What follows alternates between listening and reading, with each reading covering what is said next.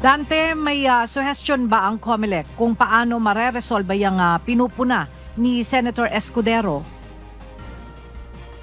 Magandang tanghali, Ella. Sa ngayon, wala namang rekomendasyon o suggestion ang Commission on Elections. Pero ang sinasabi ng COMELEC dito, Ella, ay naunawaan nila yung posisyon o issue nga na inihayag ni Senate President Francis Cheese Escudero na may ilang provision ng Bangsamoro Election Code, pati na yung kanyang Implementing Rules and Regulations o IRR na labagaan niya sa ating saligang batas.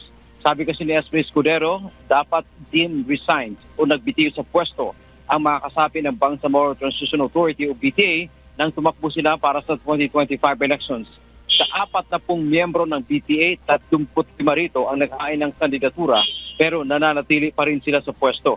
Ayon sa Commission on Elections, mayroon na silang kaso o kaparehong kaso ngayon sa Supreme Court kung saan inisyuhan sila ng Temporary Restraining Order o TRO ng Korte.